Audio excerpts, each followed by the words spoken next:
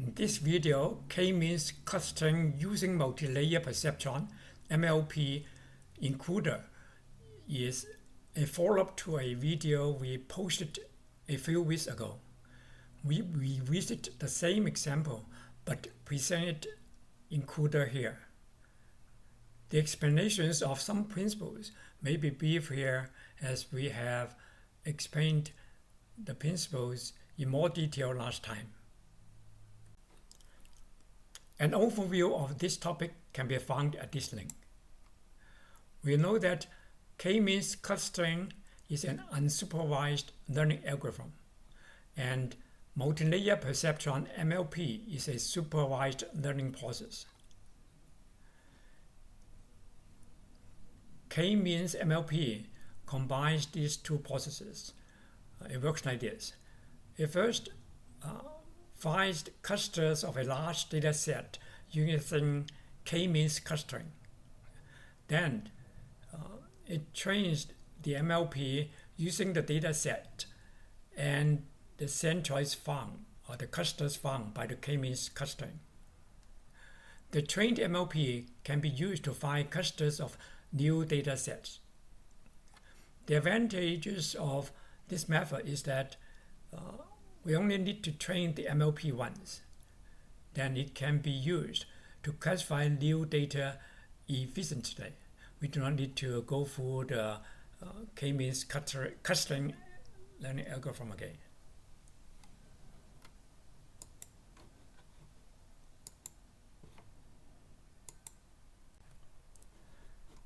A review of K-means clustering using CUDA can be found at this site. The K-means clustering basically groups data points into clusters based on their similarity. So here's the algorithm. First, we randomly pick K central points called centroids or means. Each data point is assigned to the closest centroid. So we obtain K clusters as shown in this diagram. So the cross here represents a centroid, and the points here belong to this cluster. Okay.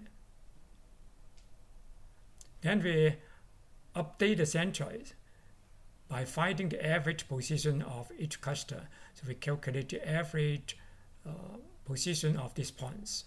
Okay.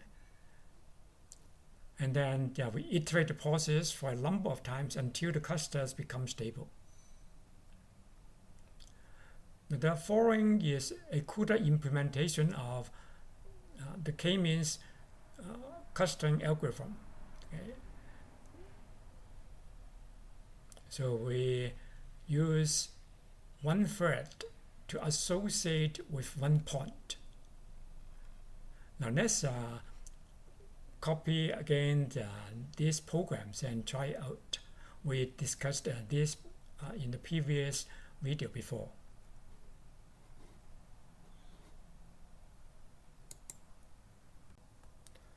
We just copied this header file, kmeans.h, and let's save it. Let's also copy this file, kmeans.co, and paste it into kmeans.co.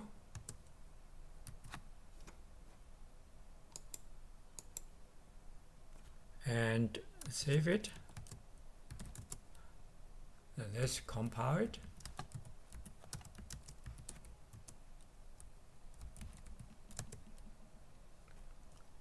So you can see that it compiles and creates the object file kmeans.o. Now these files are quite obvious. We discussed this before. The struct_point defines the coordinates of a point xy, and also the cluster it belongs to, specified by cluster. It has a class centroid, centroid as two members XY specifying the coordinates of the centroid. It has a default constructor setting XY to 0. Kmeans is the function that implements the algorithm, the Kmeans clustering algorithm. So we pass in a vector of points in 8 points. 8 means host. Okay, and also we have the vector H centroid, which will contain the centroids returned by Kmeans. Okay, and iteration is the number of times we want to iterate the algorithm. So this is the actual program. We define threads per block to be 256, and the device function distance is to calculate the distance of a point P from a centroid C. It is straightforward. We discussed all this before. Okay. And the function clusters is the kernel function. So the variable points will point to the data points, and centroid will point to the centroids, and endpoints is the number of points that we have, and k is the number of centroids, or the k of the Kmeans. So we use one thread to work on one point, so it is very effective, very efficient. So the index to a point is given by this block idx.x times block dim.x plus thread idx.x. Okay, and this is to calculate the cluster of the point. Okay, basically by finding the nearest distance, finding the cluster that is finding the centroid that is nearest to the point. Okay. And Kmeans is the host function. So we use it by passing in a vector of points. Okay. And H here means host. Okay. And the centroids will be returned in this variable H centroid, in this vector. Okay. And iterations is number of iterations that will iterate the algorithm. Okay. So with the notation D here, it means the device variable. Okay, or pointing to the data in the device in the GPU. Okay. H is the host, the CPU. And we discussed this before, so this is standard. Okay. And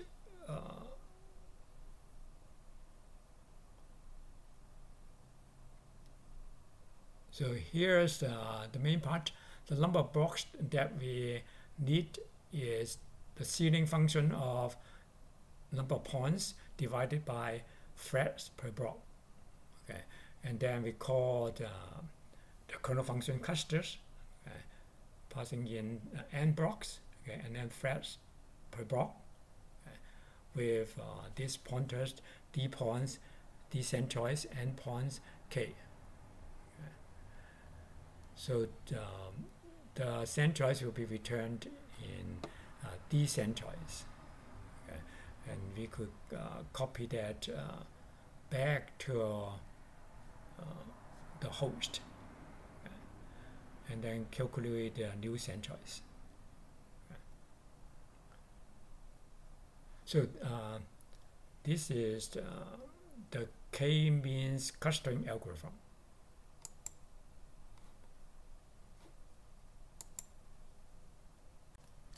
A brief review of Multilayer Perceptron, MLP, can be found at this site.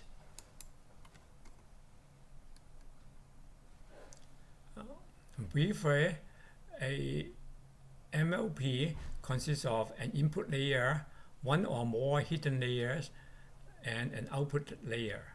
Okay. Like in this example, the input layer consists of n neurons corresponding to n input values, okay, and m hidden layer neuron, and k output neurons. So it works like this.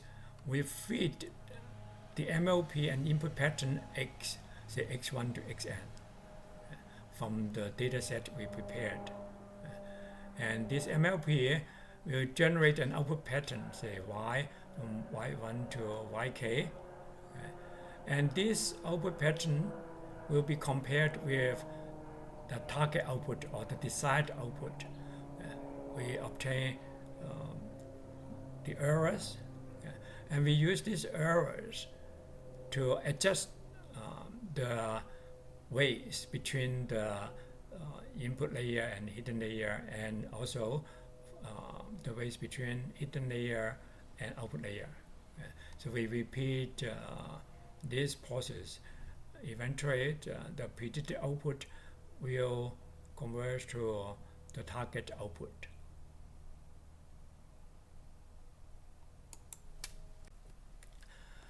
We discussed the details of the MLP formulas before. So briefly, the MLP consists of a stage called forward propagation. In this stage, each neuron xj will compute the AJ value by summing over the wij times xi. Okay, xi is the input, and then xj is given by gaj.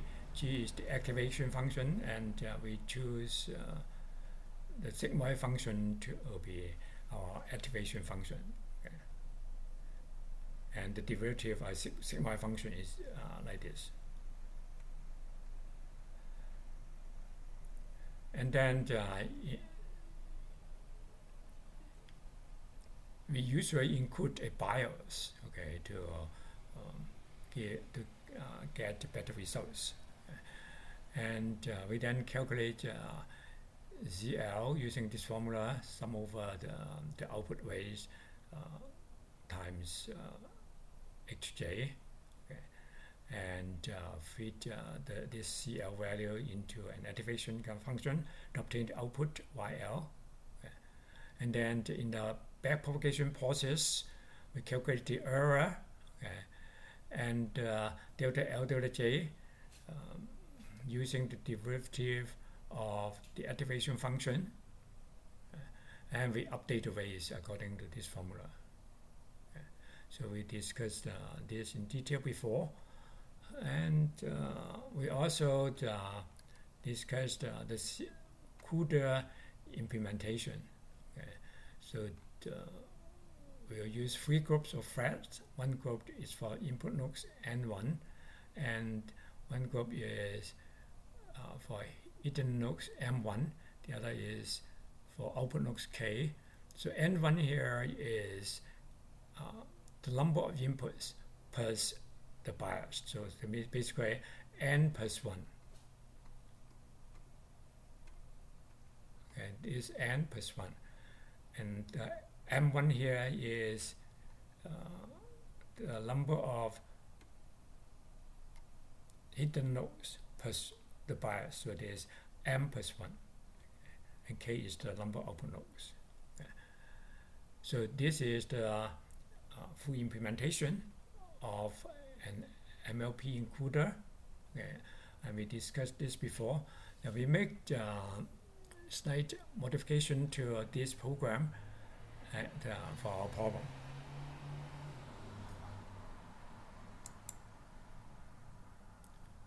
So this is the implementation here. This is the full implementation of MLP in CUDA, and this is the header file. We define N1 to be free. N1 is the number of inputs per bias.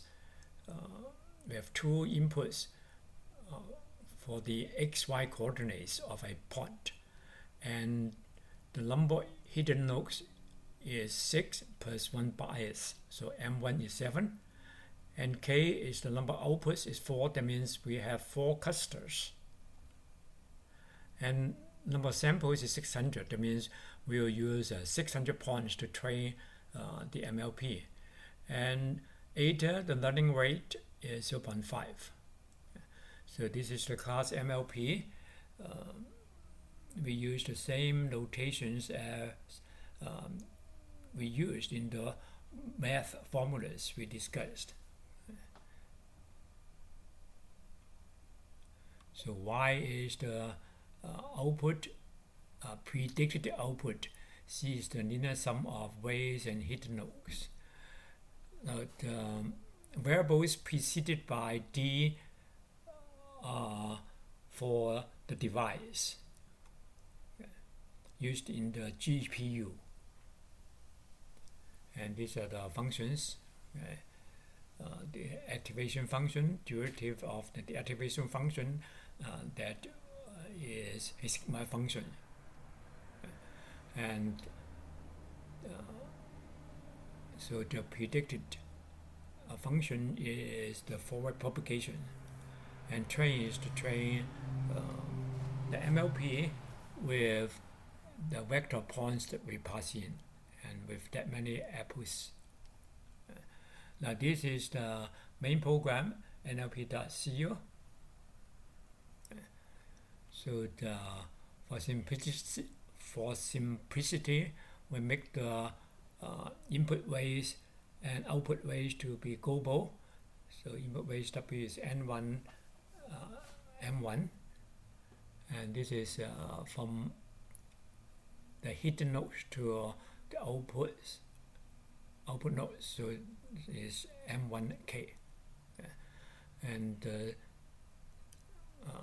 sigma function, the derivative of the sigma function, which is the activation function. Now the D here is again the device function. This is the global, so this kernel function with these parameters passing in.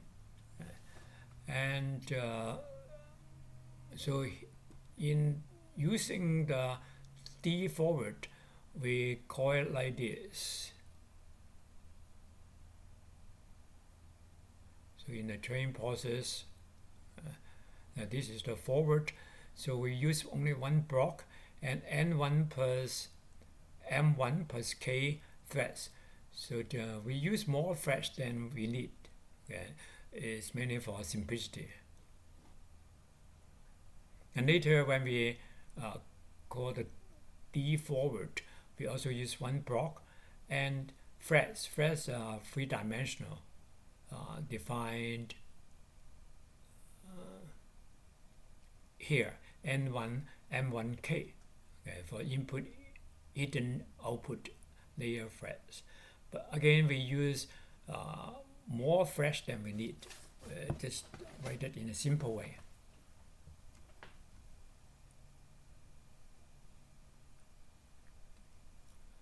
So the D forward function is straightforward. First, we put inputs, that pass in from the D inputs, and put that in the shared variable, shared array X. So this is shared between the threads. So all threads will use these inputs, and we do that using the input threads. When I is smaller than N1, we do that. And when II, that equals thread idx.x, is between N1 and N1 plus M1, then we consider that as hidden threads. and of course it starts from 0, so that means we need to minus n1 from II, and that's the hidden node work. Okay. And again, we write this for simplicity. We use more threads than we need, and this is the output. Okay.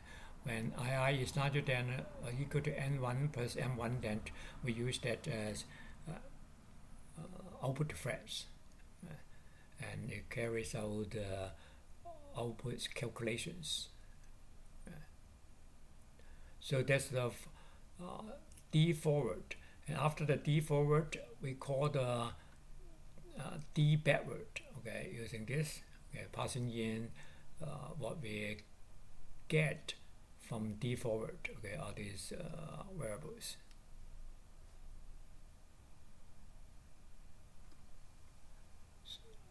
So this is the D backward. Okay. So again, we have defined more threads than we need, and we define some variables, some shared variables. That means they are shared between the threads. We just have one block. Okay, so all these variables are shared between the threads. Okay. And this W share, WO share, the ways for the input to output, the input to hidden layer. This is from hidden layer to output layer. These are not necessary. We just declare this for readability, easier to read, so that when we deal with two-dimensional functions, then we do it like ij instead of I times n1 plus j, something like that. Okay, so it's easier to read. And again, these are the inputs, and yd is the desired outputs. So we first read in the inputs, put it into x. Okay. They are shared between all the threads. And if II equals 0 and JJ equals 0, then we use those threads to read in the desired outputs or labels. Okay, from this array we pass in. Okay. And for L equals 0, for that block of threads, we copy this, okay, this ways that we pass in to this share. Okay, so this is for readability, easier to read the program. Okay. And then below, it carries out the usual functions. And at the end, we copy the threads back. Sorry, we copy the ways back, okay, to the variables WO and pass back to the calling function. So we have used a lot more threads than we need in our program, just for simplicity presentation.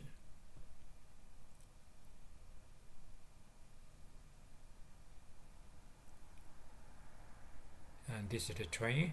Okay, is to call that. Okay, to call those kernel functions D forward, D backward. And we have to pass in the number of points for the training. Okay, the number of points is the number of samples.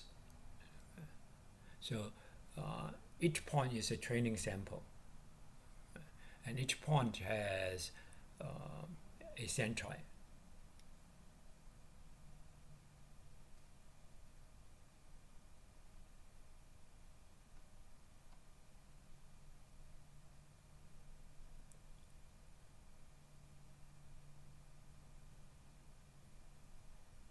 And this is testing routine.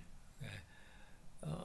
For the testing routine, we'll have graphics also, so we divide the screen width to be 800, which could be adjusted, and screen height to be 700,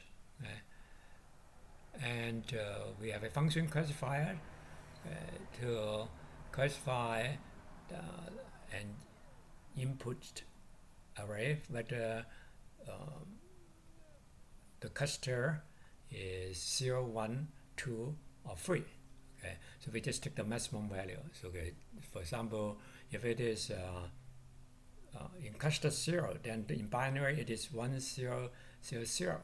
Okay, then the maximum will be y0. Okay, so the value is 0. Okay, and if the cluster is free, then we have 0, 0, 0, 1. Then the maximum would be y free, and the value will be free. Okay, so it returns the free value. The overlap function is to avoid the overlap of centroids at the beginning initialization.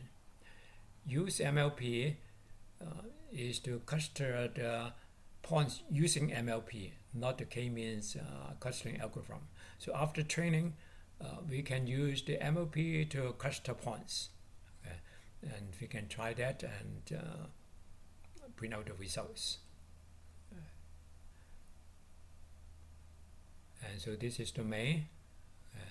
It divides a vector of centroids, okay, with say k elements. Okay, here k is 4. And the iteration we use is 50. Okay, and we first generate say that many points, and we normalize that the coordinates to be between 0 and 1. Okay, this RAM mode screen width, and then divided by screen width. Okay, for x, and for y we use screen height. Okay, and then we put this point into the points vector, okay, and then start with random centroids, but we need to make sure that there's no overlap. Okay. Then we call the Kmeans clustering algorithm to do the clustering, okay, with these points, sample points, okay, and then it returns the centroids. And for observation or examination, we print out some values, but we don't print out all data points. We print out every 20 points. Okay, so with our delta set to 20. Okay, in this printing, J is incremented by delta 20. And then after that, we train the MLP, okay, using the MLP that we wrote, okay, and use the train function. Okay. So the MLP is declared here, okay, global. And we pass in the points vector, okay, and this delta to print out. So this is the use MLP. Okay, so the use MLP will also print out the results. Okay, so we can compare these results with the results using the MLP. Okay. So after we have trained the MLP, we could try some other data besides the original data.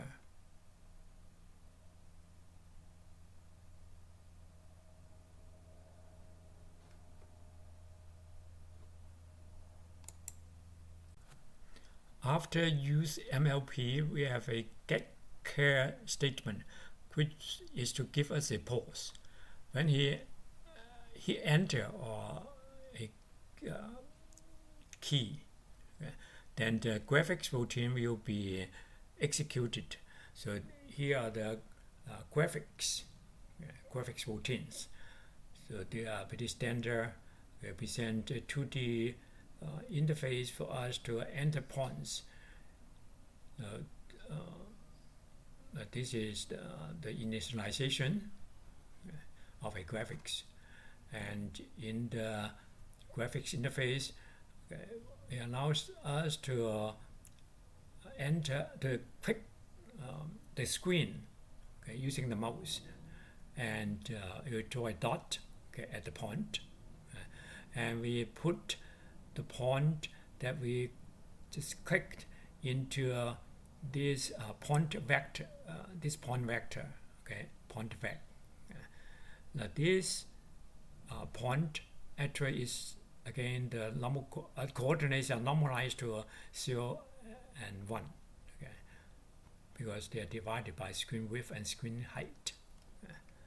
That point vector is defined here. Oh,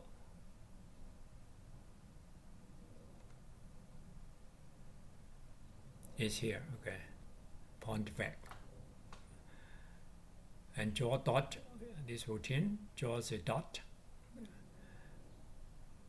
And display clusters is to display the clusters that we have got from the MLP.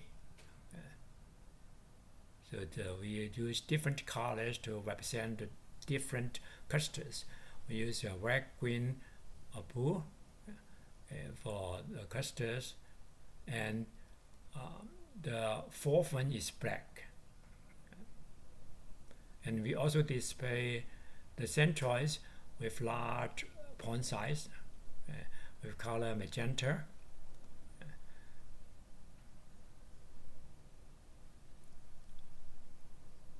And for the keyboard function, when we press D, we display the clusters. This function we just mentioned, display all the clusters. And when we press M, we'll call the routine use MLP we just discussed. That will use the MLP to form the clusters. From the point vector that we pass in.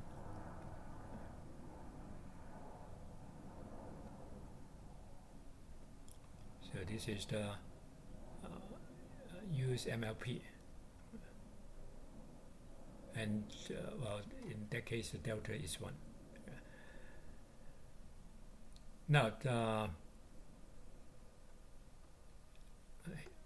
here are some sample outputs. You can see that the clusters found from the Kmeans clustering algorithm are shown here. And those found by the MLP are shown here, and then you can see that they are basically identical. So the MLP have identified cluster points properly, clustering the points properly. And this is the actual Y output by the MLP. You can see that is 4-bit. So it's here 0001, because at the third position it has a 1, the maximum, so we get the cluster number is 3.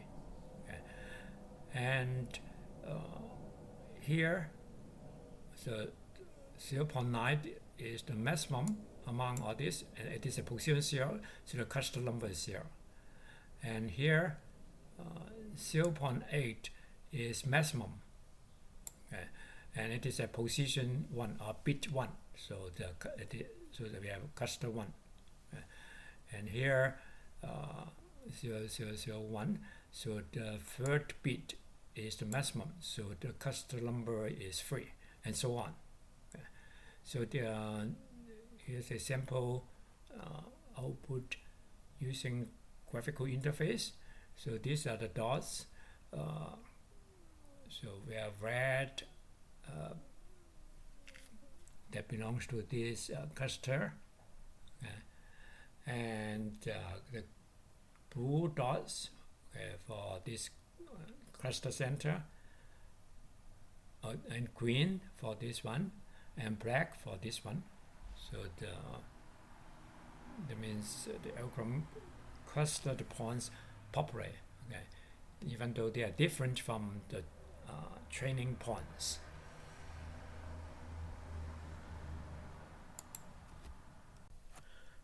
Let's copy and compile these files. We've just copied the header file. We can save it. And now let's copy the MLP.cu also, and paste it into MLP.cu.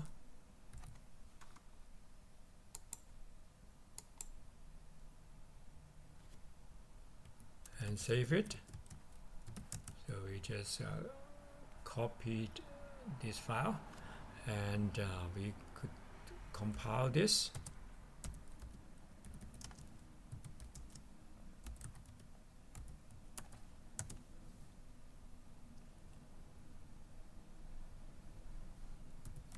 So it compiles and creates this object file. Let's copy this one also.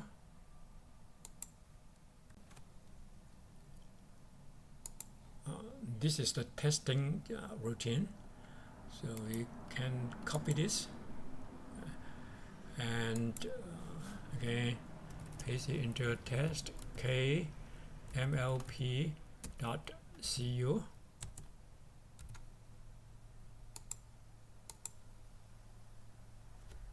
And save it.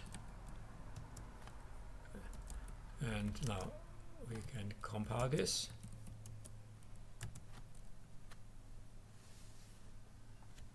So we get this object file. Let's compile this again. Kmeans.cu.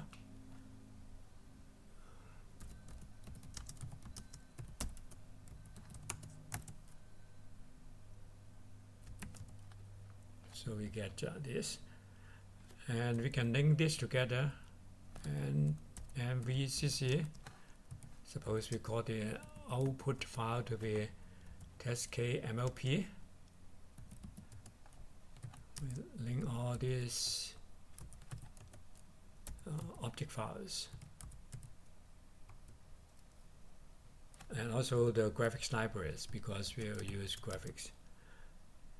-gl minus glu minus l cut. So it successfully creates this one, this executable. So now we can execute this test KMLP. So it generates these clusters, okay, some samples, okay. These are the cluster number, cluster 0, cluster 1, cluster 2, cluster 1, okay. These are the points, XY coordinates of the sample points. We print out every 20 points. Okay. We don't print out every point, otherwise it will be too crowded. And the MLP is training the data, input data, and it will take a while for it to finish. Now it has finished training and printed out the sample points, and you can see that they are the same as those found by the Kmeans clustering algorithm. At the bottom we have the 100, 100, 121, 121, 2120, 2120, 0100, 0100, and at the top, okay, 0100, 21, 0121, 0223, 0223, and so on. So basically they are the same. Okay, that means the trained MLP has successfully identified all the clusters. Okay. And now let's try the graphics. Okay, I'm going to hit enter, and a graphics interface will be displayed. Now I can click on this screen window to generate response. I click here, just randomly. Some random points.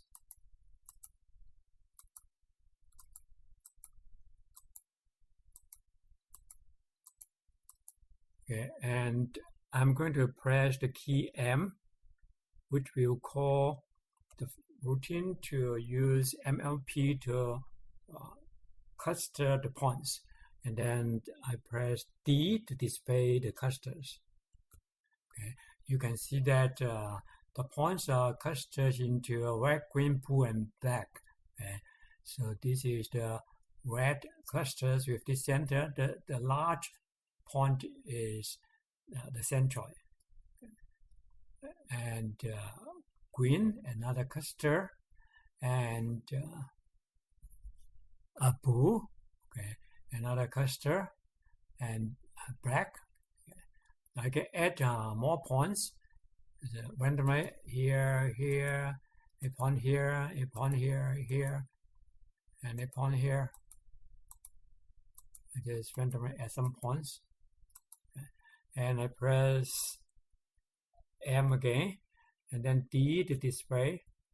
So you can see that these points are added, okay, to this cluster, and this, okay, to another cluster, and then green and red. Okay, so that means without using the cluster algorithm, we still can cluster the points using the trained MLP.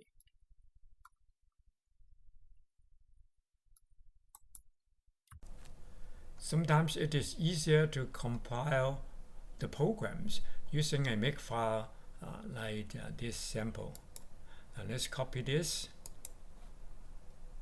and paste it into here. Okay, so we save it. So we get this makefile. Now we can type just maybe make clean. So we move the MLP.o and test KMLP.o, and we can type to make. So again create this executable, okay, test KMLP. This wraps up our discussion on Kmeans MLP.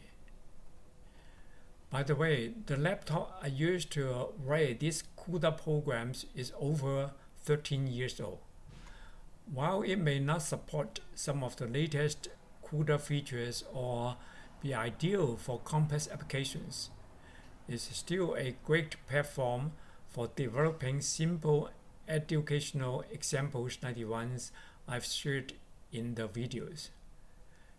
If you found this video helpful, please give it a like. Thanks for watching, and I will see you in the next one. Bye.